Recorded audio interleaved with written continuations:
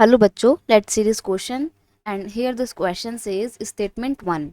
ISI stand for International Standards Institute.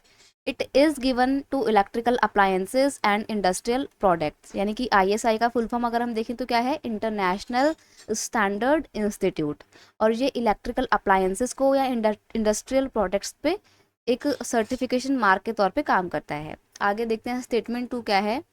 Egg mark, AG is for agriculture and mark is for certification mark.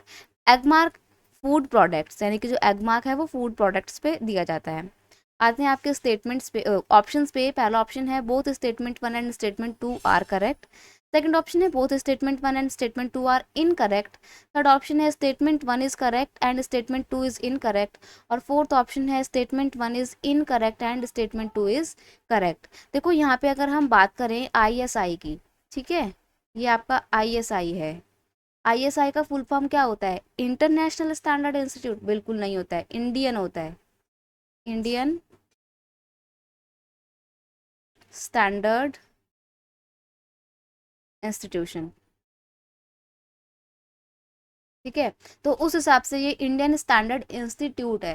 ठीक है, तो उस हिसाब से अगर हम देखें ISI का जो यहाँ पर फुल फॉर्म दिया हुआ है वो तो गलत है, ये स्टेटमेंट गलत हो जाती है। लेकिन हाँ, जो यहाँ पर दिया है ना कि ये किसके लिए दिया जाता है, इलेक्ट्रिकल अप्लायंसेस और इंडस्ट्रियल प्रोडक्ट्स के लिए दिया जाता है, ये बिल्कुल सही है।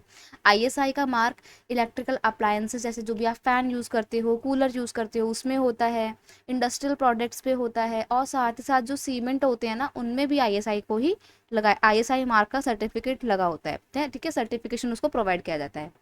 वहीं अगर हम एग मार्क की बात करें तो ये बिल्कुल सही है। AG जो है, AG का मतलब होता है एग्रीकल्चर, और एग मार्क किसके लिए इशू किया जाता है, कौन से प्रोडक्ट के लिए? एग्रीकल्चरल प्रोडक्ट्स के लिए।